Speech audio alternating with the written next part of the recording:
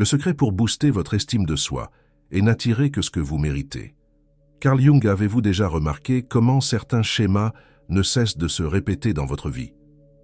Peut-être s'agit-il du même type de relation difficile ou de cette promotion qui semble toujours hors de portée. Et si je vous disais que ce n'est pas seulement une malchance aléatoire, mais en fait le reflet de quelque chose de plus profond en vous? Nos expériences externes sont des miroirs de notre monde intérieur. Cette idée puissante vient du travail de Carl Jung, l'un des psychologues les plus influents de tous les temps. Jung a observé que ce qui se passe autour de nous reflète souvent ce qui se passe en nous, en particulier les parties de nous-mêmes que nous ne voulons pas reconnaître. Ces aspects cachés forment ce que Jung appelait notre ombre, les parties refoulées, niées ou reniées de notre personnalité. Il ne s'agit pas seulement de traits négatifs, ce sont simplement des parties de nous-mêmes que nous avons appris à cacher ou à ignorer, souvent parce qu'on nous a appris qu'elles n'étaient pas acceptables.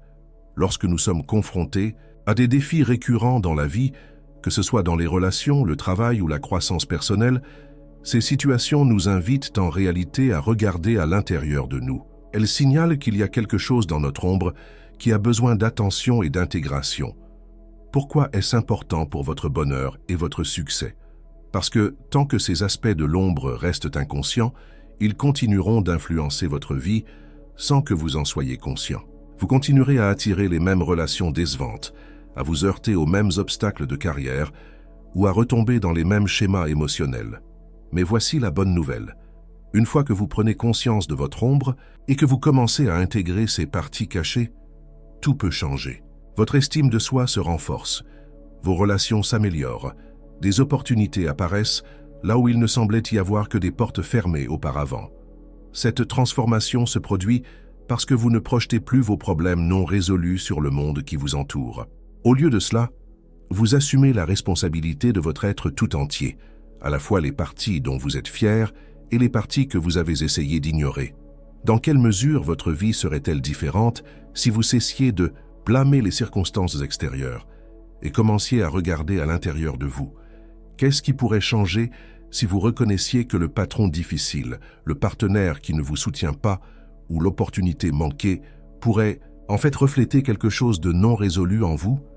Il ne s'agit pas de s'auto-flageller, mais de s'autonomiser. Lorsque vous considérez votre réalité extérieure comme un reflet de votre monde intérieur, vous gagnez un pouvoir formidable pour transformer les deux.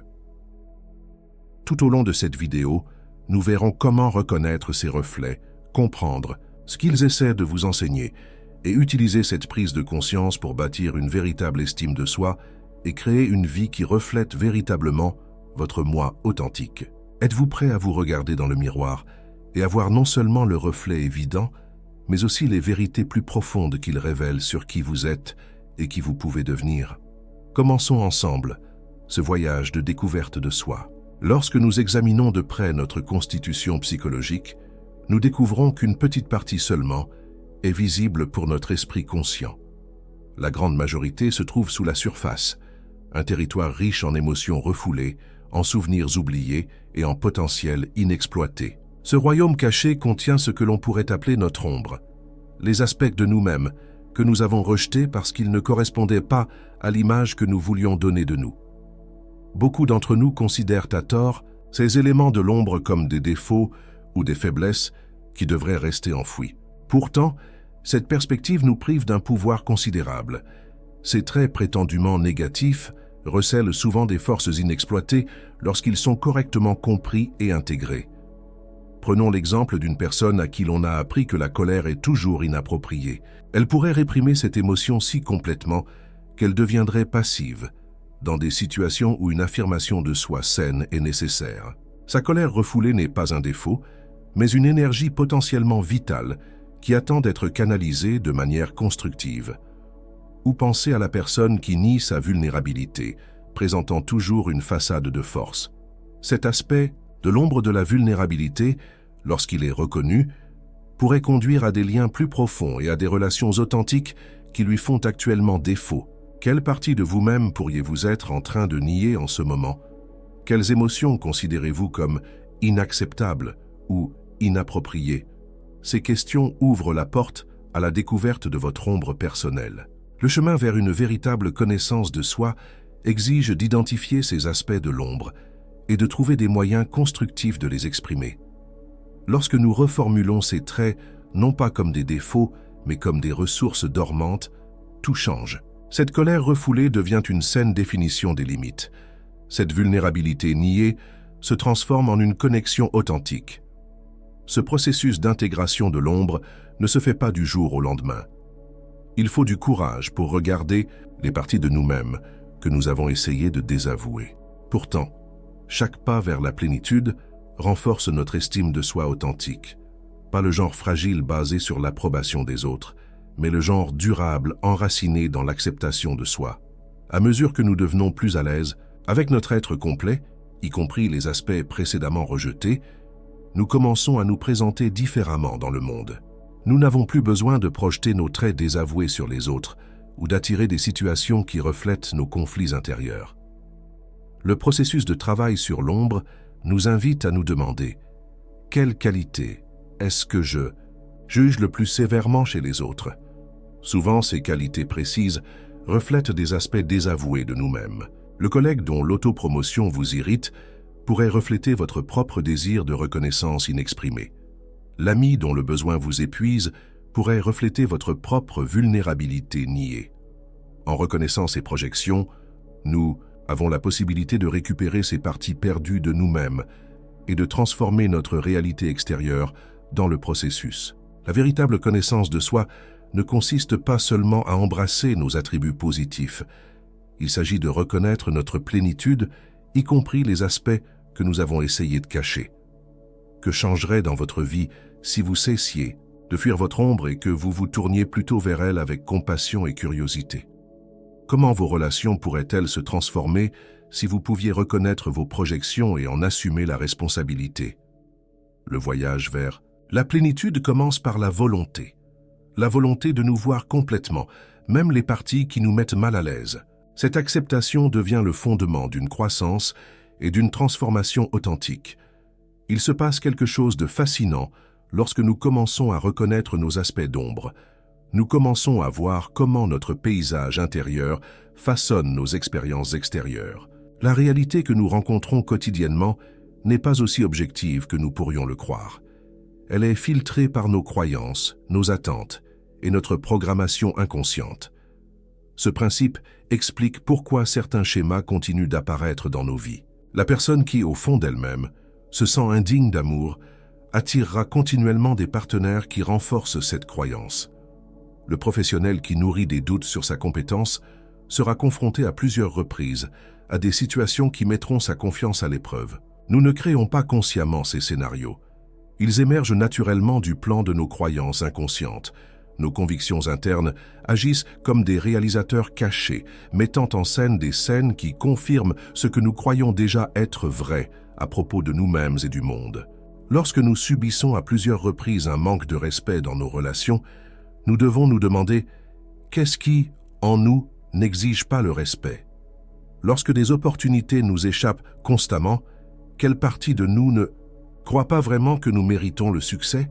Cette compréhension nous fait passer du statut de victime à celui de créateur. Nous passons de la question « Pourquoi cela continue-t-il à m'arriver ?» à « Qu'est-ce qui en moi attire ou crée cette expérience ?» L'esprit travaille constamment à se prouver qu'il a raison. Si vous croyez que l'on ne peut pas faire confiance aux gens, votre esprit remarquera sélectivement les preuves de manque de fiabilité tout en filtrant les exemples contraires.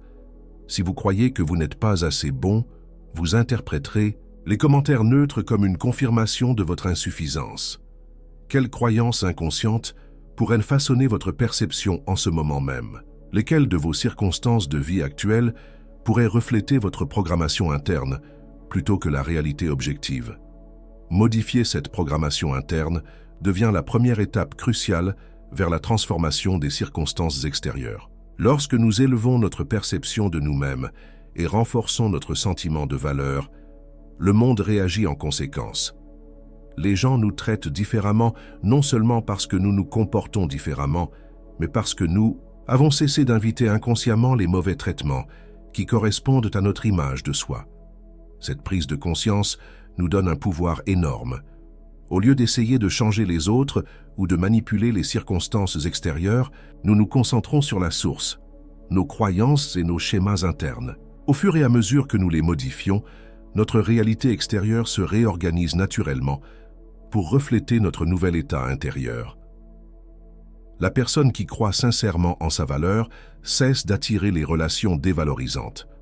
Le professionnel qui a résolu ses conflits internes de compétences commence à recevoir la reconnaissance qu'il mérite. Le changement commence à l'intérieur. Pensez à un domaine où vous vous sentez bloqué dans un schéma négatif. Peut-être s'agit-il de relations où vos besoins passent toujours en dernier, ou de situations professionnelles où vos contributions ne sont pas reconnues. Quelle croyance interne pourrait maintenir ce schéma? Que devriez-vous croire différemment à votre sujet pour créer une nouvelle expérience? Changer ces croyances profondément ancrées exige plus que des affirmations positives ou des vœux pieux.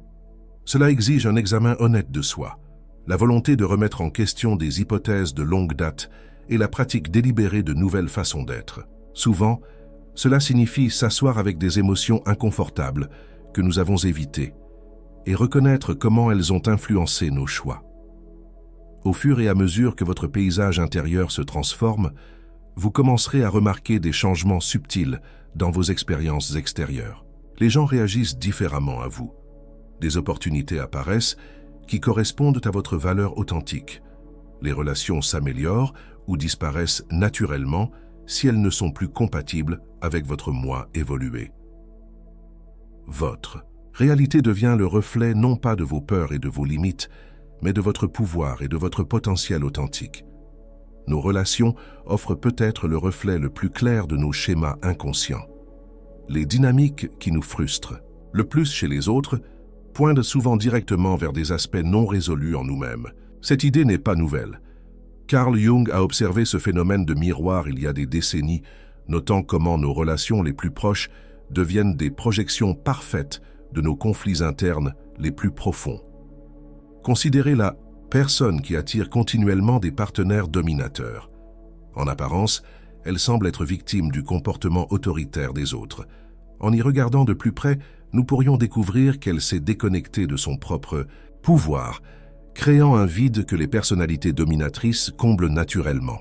Sa dynamique relationnelle externe reflète parfaitement sa relation interne avec sa propre autorité. Ou pensez à quelqu'un qui se sent constamment dévalorisé malgré qu'il donne tout aux autres. Ce schéma reflète souvent une dynamique interne où il ne s'apprécie pas vraiment lui-même, enseignant inconsciemment aux autres comment le traiter à travers sa propre négligence.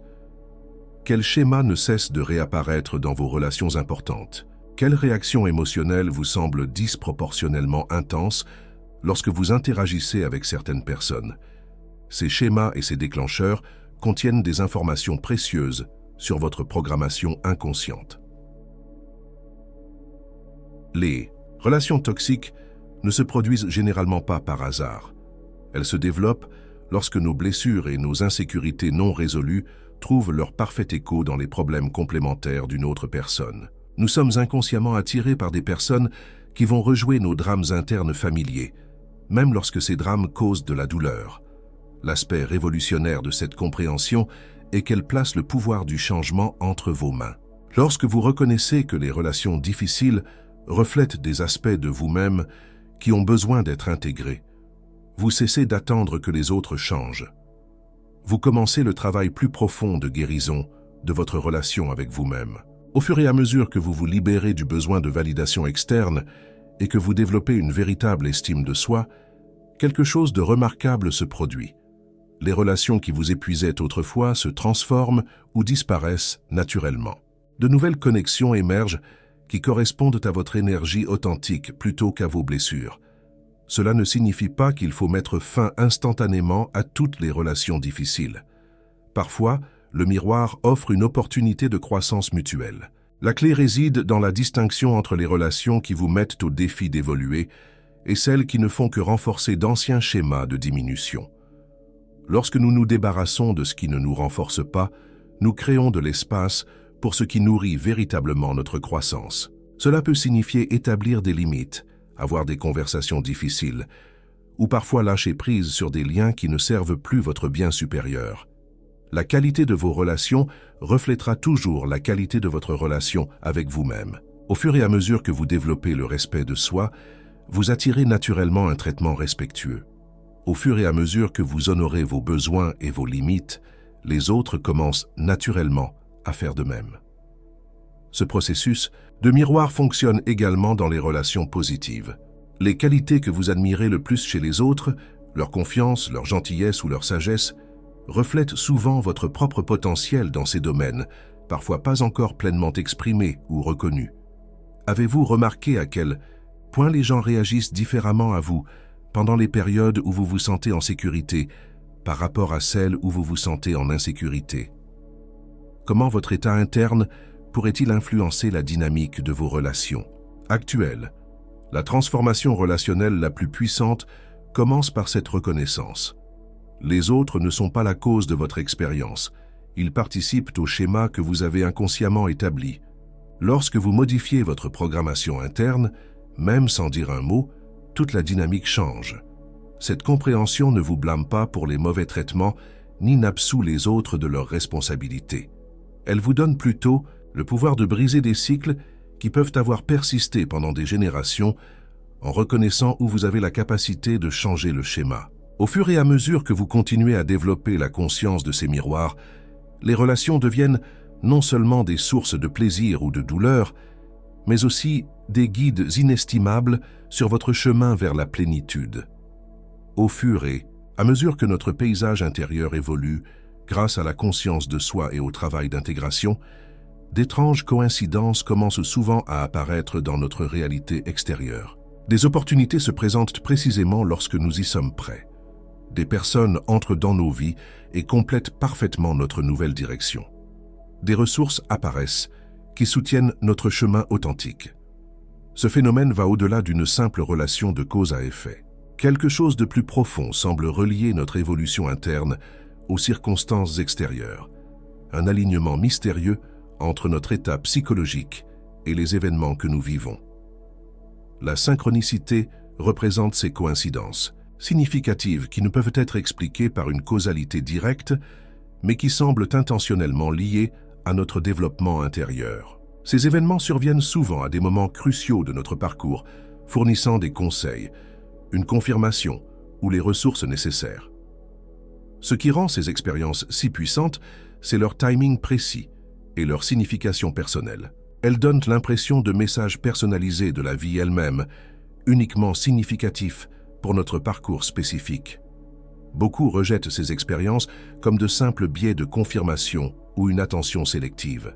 Bien que ces facteurs psychologiques jouent certainement un rôle, ils n'expliquent pas entièrement la précision étrange avec laquelle ces alignements se produisent, en particulier pendant les périodes de transformation personnelle importantes. Lorsque nous renforçons notre estime de soi et que nous nous alignons sur nos valeurs authentiques, nous devenons naturellement plus à l'écoute des opportunités qui correspondent à notre vraie nature. Nous remarquons des ouvertures que nous avions auparavant négligées. Nous reconnaissons la signification de rencontres qui auraient pu sembler aléatoires auparavant. Cette conscience accrue explique en partie les synchronicités que nous vivons. Pourtant, quelque chose de plus semble être à l'œuvre, comme si la réalité elle-même répondait à nos changements internes, réarrangeant les circonstances extérieures pour soutenir notre croissance. Pensez à un moment où vous avez effectué un changement interne important, peut-être en fixant enfin une limite, en abandonnant une croyance limitative ou en vous engageant sur une voie authentique. Quels événements externes inattendus ont suivi ce changement interne? Comment le monde autour de vous a-t-il semblé se réorganiser en réponse? Ces expériences synchronistiques arrivent souvent lorsque nous avons atteint une clarté intérieure, mais que nous n'avons pas encore vu de confirmation extérieure. Elles comblent le fossé entre notre nouvelle réalité intérieure et sa manifestation extérieure, fournissant un encouragement pendant la transition. Elles ont également tendance à se multiplier lorsque nous suivons notre intuition plutôt que les attentes extérieures. Lorsque nous faisons des choix alignés sur nos valeurs les plus profondes, même à l'encontre de la sagesse conventionnelle, les synchronicités valident souvent ces décisions de manière remarquable. Cette réactivité de la vie à notre état interne ne signifie pas que nous contrôlons la réalité extérieure par nos seules pensées. Elle suggère plutôt une interconnexion plus profonde entre notre conscience et la réalité que nous vivons, une interconnexion qui devient plus apparente à mesure que nous développons une plus grande conscience de nous-mêmes. Comment vos expériences actuelles pourraient-elles refléter vos récents changements internes? Quelles coïncidences apparentes dans votre vie en ce moment pourraient en réalité avoir une signification importante liée à votre parcours personnel? Apprendre à reconnaître et à interpréter ces alignements significatifs ajoute une autre dimension au développement personnel. Nous commençons à voir la vie non pas comme une série d'événements aléatoires à contrôler, mais comme un déploiement intelligent qui répond à notre croissance authentique. Cette perspective transforme notre façon de surmonter les défis. Au lieu de lutter contre les circonstances, nous recherchons le message qu'elles contiennent. Nous nous demandons « Que révèle cette situation sur mon état interne ? Quelle opportunité de croissance présente-t-elle » Lorsque nos réalités, internes et externes, s'alignent davantage, la vie devient plus fluide. Nous rencontrons moins de résistance et plus de soutien synchronique pour notre chemin authentique. Le voyage de la découverte de soi et de la transformation implique inévitablement des périodes d'inconfort et de douleur. Lorsque nous commençons à reconnaître et à intégrer nos aspects d'ombre, nous rencontrons souvent des émotions difficiles que nous avons passé des années à éviter. Ce processus peut sembler accablant au début. Beaucoup de gens abandonnent leur parcours de croissance précisément à ce moment-là, revenant à des schémas familiers malgré leurs limites. Ils confondent la douleur naturelle de la transformation avec la preuve qu'ils sont sur la mauvaise voie. Pourtant, cet inconfort signale en réalité d'importants moments de percée. L'éveil de la conscience exige de faire face à ce que nous avons gardé caché, aux autres et à nous-mêmes. Lorsque nous reconnaissons enfin les schémas qui ne nous servent plus, nous devons également faire face aux pertes que ces changements entraînent. Nous pourrions avoir besoin de rompre des relations qui renforçaient notre ancienne identité.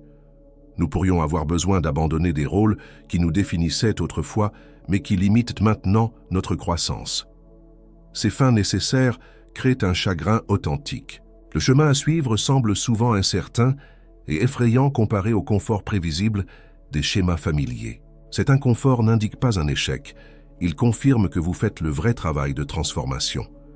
Considérez comment un papillon émerge. La chenille ne fait pas simplement pousser des ailes. Elle entre dans une chrysalide où tout son être se dissout avant de se reformer en quelque chose de nouveau. Cette étape de dissolution semble chaotique et menaçante pour l'ancienne identité, mais elle est essentielle pour que la nouvelle forme émerge.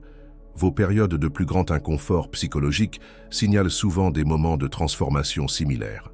L'anxiété qui survient lorsque vous établissez des limites saines pour la première fois. La solitude qui émerge lorsque vous abandonnez des relations qui ne servent plus votre croissance. L'incertitude qui accompagne l'entrée dans votre pouvoir authentique après des années à vous faire petit. Quand avez-vous vécu pour la dernière fois ce genre d'inconfort transformateur? Quelles idées ou quelles croissances ont émergé de cette période difficile? Les évolutions personnelles les plus importantes se produisent généralement grâce à nos expériences les plus difficiles. La rupture douloureuse d'une relation qui révèle enfin vos schémas relationnels. Le revers de carrière qui vous oblige à confronter vos valeurs authentiques. Le problème de santé qui transforme vos priorités. Ces moments douloureux offrent une clarté impossible à obtenir par le seul confort. Ils éliminent les faux semblants et révèlent ce qui compte vraiment. Ils nous montrent à la fois notre remarquable résilience et nos limites cachées. Cette compréhension ne signifie pas rechercher la souffrance ou endurer des situations véritablement nuisibles. Cela signifie reconnaître qu'un inconfort temporaire accompagne souvent une croissance authentique. Cela signifie développer la capacité de distinguer entre la douleur productive de la transformation et la souffrance inutile qui nous maintient bloqués.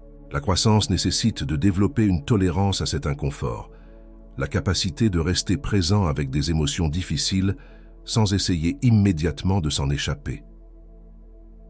À mesure que cette capacité se développe, les sentiments autrefois accablants deviennent des informations précieuses plutôt que des menaces à éviter. Chaque fois que vous traversez un inconfort transformateur, au lieu de vous en retirer, vous développez votre force émotionnelle et votre résilience. Vous développez une plus grande confiance en votre capacité à gérer tout ce qui se présente. Votre capacité à la joie s'étend en même temps que votre capacité à traiter la douleur. La version la plus forte de vous-même n'émerge pas en évitant les défis de la vie, mais en les traversant consciemment. Chaque difficulté surmontée, avec conscience, devient un élément constitutif de votre développement psychologique. Quel inconfort actuel pourrait en fait signaler une croissance importante dans votre vie? Quelle émotion difficile avez-vous évité et qui pourrait contenir des informations précieuses sur votre chemin à suivre, en reformulant l'inconfort comme un aspect nécessaire de la transformation plutôt que comme un obstacle au bonheur? Vous développez une approche plus durable du développement personnel, une approche qui embrasse tout le spectre de l'expérience humaine. Votre vie peut être comprise comme un jardin que vous cultivez continuellement. Cet écosystème vivant répond directement à votre attention, à vos choix et à vos soins. Les conditions que vous créez déterminent ce qui s'épanouit et ce qui se flétrit. Beaucoup d'entre nous héritent de jardins déjà remplis de plantes que nous n'avons pas choisies, des relations, des croyances et des habitudes plantées par le conditionnement familial, les attentes culturelles ou les expériences passées. Certaines d'entre elles servent magnifiquement notre croissance. D'autres épuisent le sol et étouffent ce que nous souhaitons vraiment cultiver. Créer une vie épanouissante nécessite une évaluation régulière de ce qui pousse dans votre jardin. Quelles relations vous nourrissent et lesquelles drainent votre énergie? Quelles habitudes renforcent votre moi authentique et lesquelles nuisent à votre bien-être? Quelles croyances élargissent vos possibilités et lesquelles limitent votre croissance? Tout comme un jardinier doit parfois enlever des plantes parfaitement saines qui ne correspondent pas à la conception du jardin, vous devrez peut-être abandonner des aspects de votre vie qui ne sont pas intrinsèquement mauvais, mais qui n'ont tout simplement pas leur place dans l'avenir que vous créez. Ce processus d'élagage s'avère souvent difficile. Nous nous attachons à des éléments familiers de notre vie, même lorsqu'ils ne nous servent plus. Nous hésitons à mettre fin à une relation épuisante en raison d'un passé commun. Nous nous accrochons à des opportunités qui semblaient autrefois prometteuses, mais qui limitent maintenant notre croissance. Pensez à votre jardin de vie en ce moment. Qu'est-ce qui prend de la place et ne vous nourrit plus? Qu'est-ce qui a besoin de plus d'espace pour s'épanouir? Où pourriez-vous avoir besoin de renforcer les limites pour protéger ce qui est précieux? Après le désherbage nécessaire vient la partie la plus gratifiante, planter de nouvelles graines. Ces graines représentent de nouvelles possibilités alignées sur vos valeurs authentiques, de nouvelles relations qui reflètent votre valeur, des opportunités qui correspondent à votre véritable potentiel, des habitudes qui soutiennent votre bien-être. Cette plantation exige de l'intentionnalité. Tout comme un jardin ne produira pas spontanément de tomates sans graines de tomates spécifiques, votre vie ne manifestera pas vos désirs les plus profonds sans des choix conscients alignés sur ces résultats. La métaphore du jardin nous rappelle que la transformation exige à la fois du temps et un entretien constant. Les graines ne se transforment pas en fleurs du jour au lendemain. Les nouvelles relations ont besoin d'être nourries pour se développer en profondeur. Les nouvelles habitudes nécessitent une répétition avant de devenir automatiques. La croissance professionnelle exige des efforts persistants avant de porter ses fruits. Pendant ces périodes de croissance, nous devons protéger nos jeunes plants fragiles. Tout comme les jeunes plants ont besoin de soins supplémentaires, nos expressions authentiques émergentes exigent une protection contre les jugements sévères, les nôtres et ceux des autres. Nous créons cette protection par l'autocompassion, le partage sélectif et des limites, quant à qui a accès à nos zones de croissance vulnérables. Les plus beaux jardins présentent une diversité remarquable. Diverses plantes contribuant différentes couleurs, textures et objectifs à l'ensemble. De même, une vie épanouissante embrasse divers aspects de votre personnalité et de votre potentiel, plutôt que de se concentrer étroitement sur une seule dimension de la réussite. Quelles graines pourriez-vous planter aujourd'hui qui s'aligneraient sur votre moi authentique? Quelles petites actions cohérentes aideraient à nourrir ces nouvelles possibilités? Le processus de jardinage ne se termine jamais vraiment. Les saisons changent, nécessitant des ajustements dans les soins. De nouveaux défis surgissent, exigeant des solutions inédites. Même les plantes florissantes finissent par achever leur cycle, laissant la place à une nouvelle croissance. Cette nature continue du jardin de la vie offre une profonde liberté. Rien n'est définitivement figé. Les soins attentifs d'aujourd'hui créent les conditions de demain, mais chaque jour apporte de nouvelles opportunités pour réorienter le développement de votre jardin. En abordant la vie avec cette perspective de jardinier, patient, attentif et disposé à la fois à lâcher prise et à cultiver, vous créez des conditions où une authentique estime de soi s'épanouit naturellement, ainsi que tout ce à quoi vous accordez réellement de la valeur. Transformer votre perception de vous-même et votre réalité extérieure exige plus que la compréhension de concepts. Cela demande une réflexion constante et une application pratique. La connaissance sans action crée peu de changements durables. La véritable transformation émerge de pratiques quotidiennes qui modifient progressivement vos schémas inconscients. La connaissance de soi n'arrive pas en un seul moment de lucidité. Elle se développe par l'observation continue de vos réactions, de vos déclencheurs et de vos schémas. Chaque émotion difficile devient une porte d'entrée vers une compréhension plus profonde lorsqu'elle est abordée avec curiosité plutôt qu'avec jugement. Une auto-réflexion régulière aide à intégrer cette compréhension. Consacrez ne serait-ce que 10 minutes par jour à examiner vos expériences avec compassion peut révéler des schémas invisibles pendant vos moments d'activité. Écrire ces réflexions apporte souvent une clarté impossible à atteindre par la seule pensée. Quels aspects de votre vie vous semblent actuellement les plus difficiles ou les plus déclencheurs? Que pourraient révéler ces situations sur vos croyances inconscientes ou vos besoins non satisfaits? Quelle partie de vous-même pourriez-vous projeter sur les autres dans ces interactions? L'identification des schémas ne représente que le début. L'étape suivante essentielle implique des changements pratiques qui interrompent ces schémas et en établissent de nouveaux. Cela pourrait signifier l'établissement de limites que vous n'avez jamais appliquées auparavant. Cela pourrait nécessiter l'expression de besoins que vous avez habituellement réprimés. Cela pourrait impliquer de se décharger de responsabilités qui ne vous incombent pas réellement. Ces étapes pratiques sont souvent inconfortables au début. Votre système résiste naturellement au changement, même positif. Les anciens schémas luttent pour se réaffirmer à travers des pensées familières. Ce n'est pas vraiment nécessaire.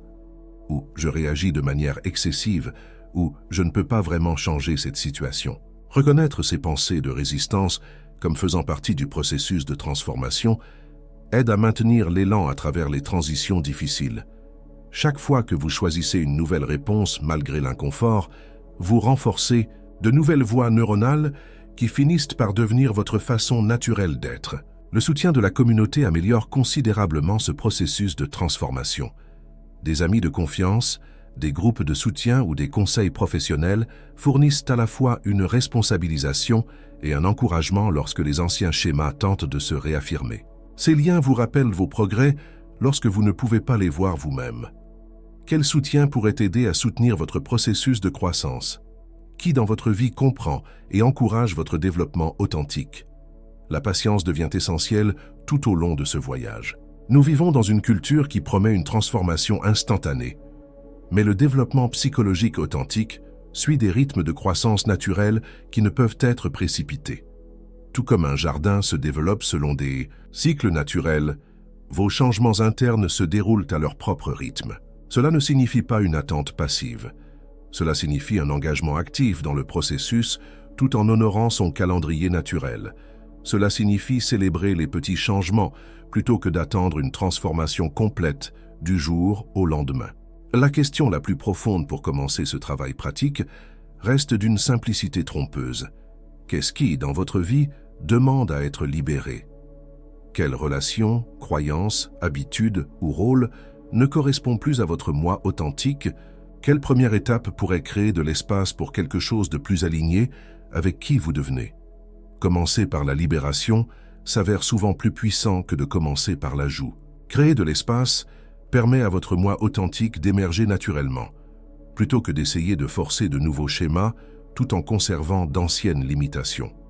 Au fur et à mesure que vous pratiquez une réflexion cohérente et que vous mettez en œuvre des changements alignés, votre réalité extérieure se réorganise progressivement autour de votre moi en évolution. Le voyage ne se termine jamais vraiment, mais devient de plus en plus gratifiant à mesure que vos expériences extérieures reflètent plus fidèlement votre nature intérieure authentique. Votre vie devient de plus en plus votre propre création, non pas en contrôlant les circonstances extérieures, mais grâce au processus beaucoup plus puissant de transformation de la conscience à partir de laquelle votre réalité émerge.